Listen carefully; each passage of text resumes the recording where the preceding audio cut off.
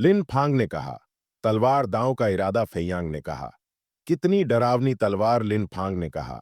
यह महान व्यक्ति कौन था जिसने इन गुप्त प्रतीकों को उकेरा? फेयांग ने कहा।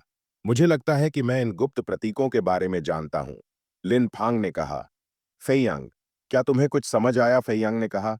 मुझे लग रहा है कि जो हम देख रहे हैं वह सामान्य युद्ध कौशल से कहीं आगे की चीज है। मैंने एक प्राचीन ग्रंथ में पढ़ा था कि पुराने समय में कुछ महान लोग इतनी शक्तिशाली क्षमता रखते थे कि वे स्वर्ग और पृथ्वी को हिला सकते थे।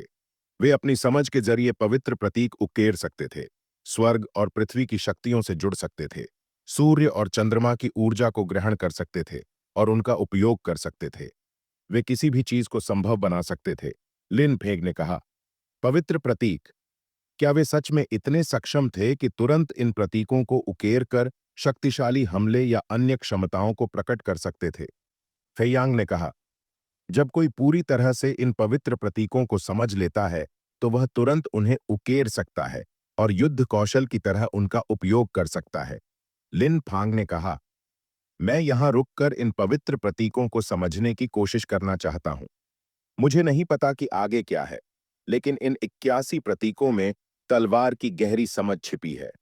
अगर मैं इनमें से एक या दो को भी समझ सका तो मेरी युद्ध क्षमता काफी बढ़ जाएगी। चूंकि यह जगह सबसे पहले तुमने खोजी, इसलिए तुम लोग आगे जाकर और चीजें तलाश सकते हो। फेयांग ने कहा। ठीक है। लिन फेंक तलवार की साधना करता है और उसे यहां कुछ उपयोगी मिला है। हम आगे बढ़ते हैं। अगर मैं इनमें से एक दो को भी समझ सका तो मेरी ताकत बढ़ जाएगी। लेकिन यह गुप्त स्थान बहुत बड़ा और रहस्यमय है। शायद यह सिर्फ एक छोटा सा हिस्सा है। जरूरत से ज्यादा लोभ मत करना। जब जाने का समय आए तो बिना झिझक चले जाना, लिन फेंग ने कहा। मैं समझ गया, तांग यूयू ने कहा। बाकी लोग भी जल्द ही यहां पहुंच सकते हैं। मैं तुम्हारी रक्षा करूंगी। अगर तुम किसी गहरी साधना में चले गए और खुद को बाहर न निकाल पाए तो, लिन फेंग ने कहा, इसकी जरूरत नहीं है यूयू। जब तक कोई विशेष अवस्था में न हो तब तक आसपास की हलचल का एहसास किया जा सकता है। तांग यूयू ने कहा। लेकिन अगर तुम पूरी तरह से डूब गए और खुद को बाहर न निकाल पाए तो? इन पत्थरों पर खुदी आकृतियों में गहरी शक्ति और अर्थ छिपे हैं। भले ही मैं तलवार की साधना नहीं करती, फिर भी इससे कुछ सीख सकती हूं। साथ ही तुम्हारी रक्षा करना भी जरूरी हो सकता है। फेयांग ने कहा। यूयू सही कह रही है। अगर ध्यान भंग हुआ तो यह तुम्हारी साधना के लिए सही नहीं होगा। लिन फेंग ने कहा।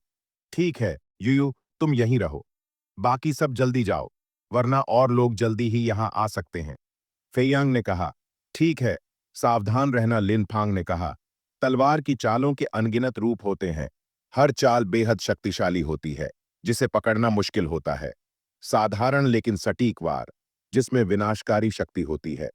जब तलवार म्यान में होती है तो ऐसा लगता है जैसे वह वातावरण में घुल मिल गई हो। क्या यह वही शैली नहीं है जिसमें सभी तलवारें एक में समाहित हो जाती हैं?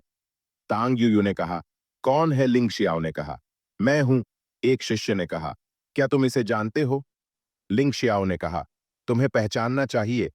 मेरा यह कटा हुआ हाथ भी इसकी ही वजह से है। तांग यूयू ने कहा।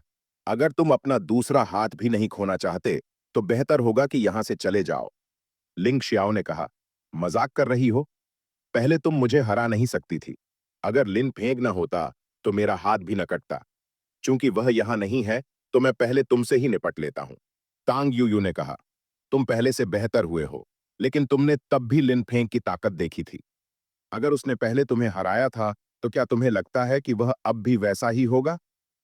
अगर नहीं तो वह तुम्हारा एक और हाथ भी काट सकता है। लिंग शियाओ ने कहा। देखो, वहां कौन है?